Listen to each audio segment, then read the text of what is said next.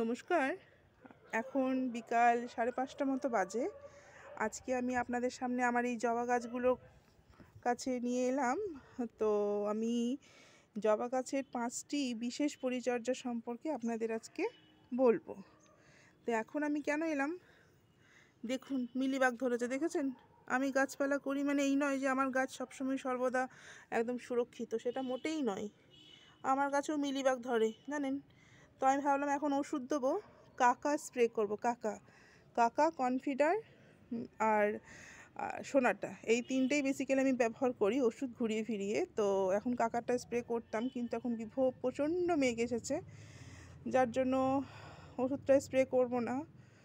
তো ভাবলাম আপনাদের সঙ্গে জবা গাছের বিশেষ পরিচর্যা সম্পর্কে, মানে যেগুলো খুব কমন সবাই করে থাকে, সেই সম্পর্কেই আপনাদের 5টি টিপস আমি আপনাদের এখন দেবো। দেখুন প্রত্যেকটা গাছে দেখবেন পিঁপড়ে চড়ছে, লক্ষ্য করলে বুঝতে পারবেন। আমার এখন ওষুধটা দেওয়াটা না খুব ইম্পর্টেন্ট ছিল। ছোট ছোট পিঁপড়েগুলো মানে একটু একটু করে হয়তো মিলিবাগ লেগেছে, তো ভাবলাম যে আজকেই হয়তো দিয়ে দেবো। তো এই তো মেঘের অবস্থা, দেওয়া যাবে না। এই দেখুন এই হলুদ জবাটাতে একটু বেশিই লেগেছে প্রত্যেকটা ডালে। এই দেখুন এটা হচ্ছে আমার দেশি জবাটা। এই দেখুন দেশি জবাটা, এটা গ্রো ব্যাগে লাগানো আছে। এই দেখুন ফুলটা বিকালবেলা বলুন এটা নিতে এসেছে, অনেক বড় যেটা হয়, অনেক বড় হয় ফুলটা দেশি জবাটা। এই হলুদ জবাটাও অনেকটা বড় হয়, আপনারা সবাই জানেন। এই ভ্যারাইটিটাও অনেকটা বড় হয়। আর এটাও একটা এই এক ধরনের দেশি জবা, এটা ঝুমকো জবা বলে বেসিক্যালি সবাই। জবার ভেতরে আবার জবা, এই দেখুন জবার ভেতরে আবার জবা। তো এখানে আছে আমার লক্ষ্মী জবাটা, এখন বন্ধ হয়ে এসেছে। ওই দিকে আছে থোকা অরেঞ্জ, ওই দিকে আরও প্রচুর প্রচুর জবা আছে, সবগুলো সব দিন ফোটে না। তো আমি জবা গাছ সম্পর্কে বিশেষ পরিচর্যা কিছুই করি না, 5টি আপনাদের সঙ্গে শেয়ার করছি, যেই 5টি আমি সচরাচর করে থাকি। প্রথমত হচ্ছে জল। জবা গাছে একদমই বুঝে দেওয়া উচিত, জানেন? যখন ফুল থাকবে, গাছে কুঁড়ি থাকবে, হ্যাঁ, এই যেমন ধরুন আমার এই গাছটিতে কুঁড়ি আছে, একটু ড্রাই ড্রাই লাগছে, কিন্তু আজকে আমি জল দেবো না, কারণ এই দিকটাতে প্রচণ্ড মেঘ এসেছে, বৃষ্টি হবে। অতিরিক্ত জল বসে গেলেও কিন্তু জবা গাছের পাতা পুড়ে যায়। দেখুন আমার কিন্তু একটি পাতাও হলুদ নেই, দেখেছেন? পাতা হলুদ হয়ে যেতে পারে, বা অতিরিক্ত জল বসে গেলে ফুলের কুঁড়ি পড়ে যেতে পারে, এই ধরনের নানা রকম সমস্যা দেখা যায়। তো জলটা অবশ্যই আপনারা বুঝে দেবেন, যখন মাটি শুকিয়ে যাবে তখনই জবা গাছে জল দেওয়া উচিত, এবং সব গাছেই সেটা করা উচিত। তো আবার জল অনেকক্ষণ না পেলেও কুঁড়ি ঝরিয়ে দেয়। হ্যাঁ, কুঁড়ি ঝরার একটা সমস্যা, আর এটা একটা মূল কারণ, জানেন তো? জলটা সব ক্ষেত্রেই খুব প্রযোজ্য, মানে খুব বেশি ড্রাই হয়ে গেলেও আবার কুঁড়ি টুড়ি ঝরে যায়, এটা হতে পারে। সেকেন্ডলি হচ্ছে দেখুন, দ্বিতীয়ত হচ্ছে এই কী বলবো, এই পাতা ঝরে যাওয়া, কুঁড়ি ঝরে যাওয়া, পাতা হলুদ হয়ে যাওয়া, পাতা ফ্যাকাশে হয়ে যাওয়া, এইগুলো। তো এখন এই প্রচণ্ড গ্রীষ্মে অনেকে কী করে, ছাদের ওপর গ্রিন নেট টাঙিয়ে দেয়। আমার দেখুন আমি আপনাদের দেখাই, একদম খোলা আকাশ, দেখছেন তো? একেবারে খোলা আকাশ। তো খোলা আকাশের নিচে আমার এই গাছগুলি থাকে। দুপুরের প্রচণ্ড রোদটা এরা মানে ভোগ করে বলতে গেলে। প্রচণ্ড গ্রীষ্মে ওরা কিন্তু, আমার গাছগুলো কিন্তু কোনোভাবেই গ্রিন নেটের নিচে নেই, একদম প্রচণ্ড রোদটায় ওরা মানে নেয়। তো সেই জন্য আমি কী করি, বিকাল দিকটাতে যখন আমি জল দিতে আসি, একদম সূর্য ডুবে যাওয়ার পর আমি ওদের জল দিই, আর তখনই গাছগুলোকে স্নান করে দিই। আর আরেকবার আমি ওদেরকে স্নান করে দিই দুপুর দিকটাতে, জানেন তো? আমি আমার প্রত্যেকটা গাছ, বিশেষ করে জবা গাছকে অবশ্যই, জবা আর গোলাপ আর জবা দুটোই অবশ্যই আমি দুপুর দিকে মোটামুটি 12টার পর আমি স্নান করাই। তখন কিন্তু মাটিতে জল একদমই দিই না, কারণ কি তখন মাটিতে জল দিলে কি হবে, ওই অতিরিক্ত রোদে মাটিটা তো ভীষণ গরম হয়ে থাকে না, ওই গরম জলটা নিচে পড়লে শিকড় পুড়ে যেতে পারে, শিকড় একদম নষ্ট হয়ে যাবে, গাছটার সঙ্গে সঙ্গে একদম মারা যাবে। তো সেই জন্যই আমি সেই সময়টা মাটিতে জল দিই না, আমি কিন্তু গাছে স্নান করাই ওই ঠান্ডা জলটায়। মানে ঠান্ডা জলটা গাছে দিলে না গাছটা খুব ভালো থাকে। আসলে অতিরিক্ত রোদ তো, এটা হচ্ছে সেকেন্ডলি, মানে বেলার দিক করে একবার স্নান করাতে হবে গাছে। আর তৃতীয়ত হচ্ছে খাবার, জানেন তো? খাবার জবা গাছ খেতে খুব ভালোবাসে, মানে জবা গাছ খাবার খেতে ভীষণ ভালোবাসে। আপনারাও যারা জবা গাছ করছেন, অনেকে বলেন না বেশি বেশি ফুল হয় না, দেখুন এই পাতাটা দেখেছেন, ফ্যাকাশে শিরা বেরিয়ে এসেছে। এই গাছটিতে খাবারের অভাব আছে, আপনারা বুঝতেই পারছেন। আমার কাছে গাছ আছে, আমি গাছ করি, মানে সব কিছু যে বিশাল সব কিছুই পারফেক্ট সেটা কিন্তু নয়। মানে কোনো ক্ষেত্রে দেখা যায় যে আমার কাছেও গাছ মরে গেছে। হ্যাঁ, আমার কাছেও ঠিকঠাক ফুল হচ্ছে না, কি ফুলের সাইজ ছোট হচ্ছে। তার একমাত্র কারণ এটাই যে আমি হয়তো ওদের ঠিক করে যত্ন করতে পারছি না। হুম, আ বা পোকা লাগছে।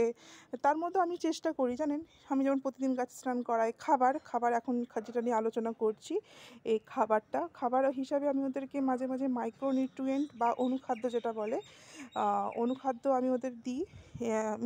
মিরাকুলানটাই আমি ব্যবহার করি। আর কোনো কিছু ব্যবহার করি না। যখন মিরাকুলান দিই, মাসে ১ বার করে দিই মিরাকুলান। আর এখন এই প্রচণ্ড গ্রীষ্মে খোল পচা জলটা এখন অ্যাভয়েড করি।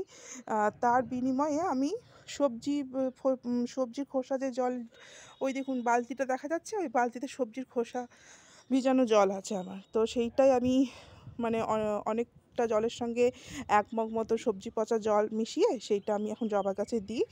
আর মাঝে মাটি খুঁড়ে ওই মাটিটা একটু খুশিয়ে ও মানে যেটা কি বলবো? আ গুড় মানে যেটা দানা মাইক্রোনিউট্রিয়েন্ট হয় না? মানে ভিটামিনই, কিন্তু সেটা দানা হিসাবে। হ্যাঁ? তো সেইটাকে মাঝে একটু গাছে ছড়িয়ে দিই। অনেকে কি করে সিউইড ব্যবহার করে। সিউইডটাও খুব ভালো। যদি আপনারা কেউ চান, আমার কাছে সিউইড নেই। আমি সিউইড ব্যবহার করিও না। তো যারা চান সিউইডের দানা ১০টা ১২টা করে আ জবা গাছের মাটি খুঁড়ে দিলে জবা গাছ খুব ভালো থাকে। তো আপনারাও চাইলে দিতে পারেন।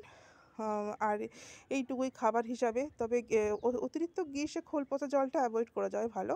আর আমি বেসিক্যালি গোবর সারটা খুব বেশি ব্যবহার করি। যখন আমি গাছ রিপোর্টিং করি ফেব্রুয়ারি এন্ডে, তখন আমি গোবর সারটা একটু বেশি পরিমাণেই দিয়ে রাখি।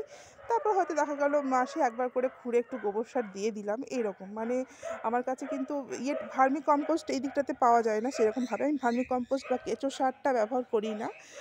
আমি গোবর সারটাই ব্যবহার করি সব গাছের জন্য। জবা গাছেও গোবর সার মাঝে ১ বার করে কুড়ে ৪-৫টা কুড়ে গোবর সার অথবা ওই দানা যে মাইক্রোনিউট্রিয়েন্টটা হয় সেটা আমি মাঝে ১ মাস পর আমি দিই। এইটুকুই খাবার দিই। আর ওই সবজি পচা জল এটা কন্টিনিউ করি। আর ওই মিরাকুলানটা মাঝে স্প্রে করি।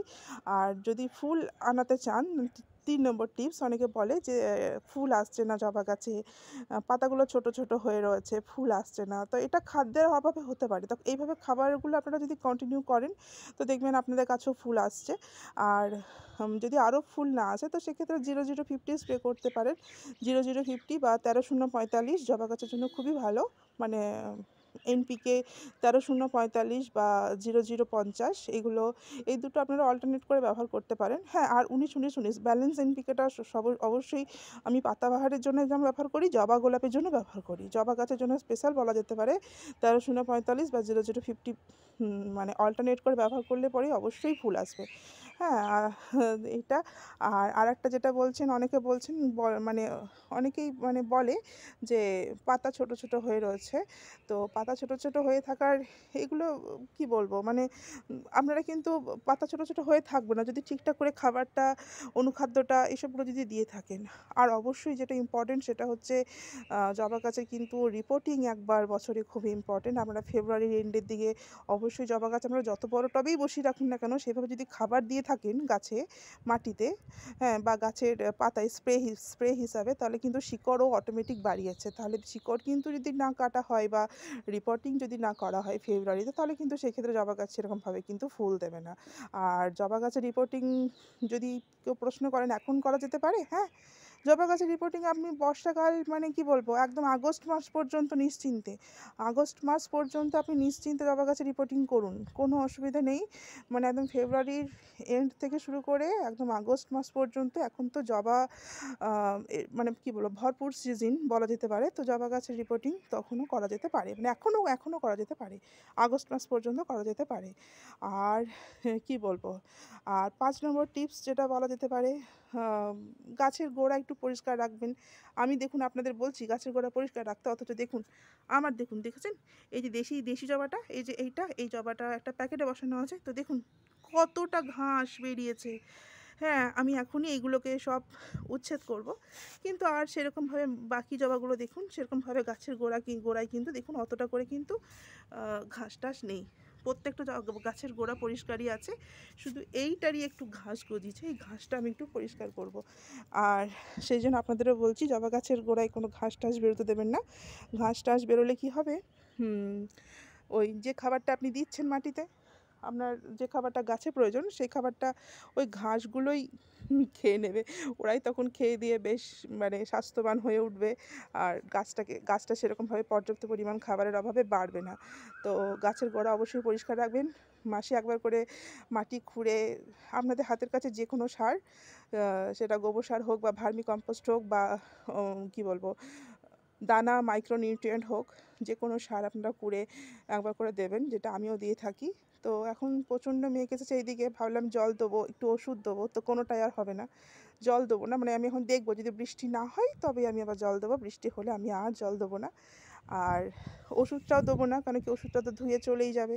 এবার কালকে একদম মানে ভোরবেলা 5টার আগে এসে আমি চেষ্টা করব গাছটাকে কাকা স্প্রে করে দেওয়ার। এইরকম ছোটোখাটো টিপস যদি আপনারা ফলো করেন তো সেক্ষেত্রে আপনাদেরও জবা গাছে এরকম সুন্দর সুন্দর ফুল ফুটবে। আজকে বেশি কিছু ফোটেনি, এই কয়েকটাই ফুল ফুটেছিল। তারপর হ্যাঁ, সকালে পুজোর জন্য কিছু তুলেও নিয়েছি, এই অরেঞ্জ জবাটাও ফুটেছিল, আমি সকালে পুজোর জন্য তুলেছিলাম আজকে। তো সেই জন্য এই কয়েকটাই ফুল ফুটে আছে এখন গাছে, বিকালবেলা হয়ে গেছে, তাও কিছু কিছু ফুল বন্ধ হয়ে এসেছে। আজকে আপাতত এইটুকুই, আবার নেক্সট ভিডিওয়ে আপনাদের সঙ্গে কোনো কাজ নিয়ে কথা হবে। যদি ভিডিওটি ভালো লেগে থাকে তো লাইক করে দেবেন। যারা আজকের ভিডিওটা অনেক বড় হয়ে গেল, যারা আমার ভিডিওটি এতক্ষণ পর্যন্ত দেখলেন শুনলেন, তাদের অসংখ্য ধন্যবাদ। আর এরকম নতুন নতুন ভিডিও পেতে আমার চ্যানেলটা সাবস্ক্রাইব করে দেবেন। আজকে এইটুকুই, নমস্কার।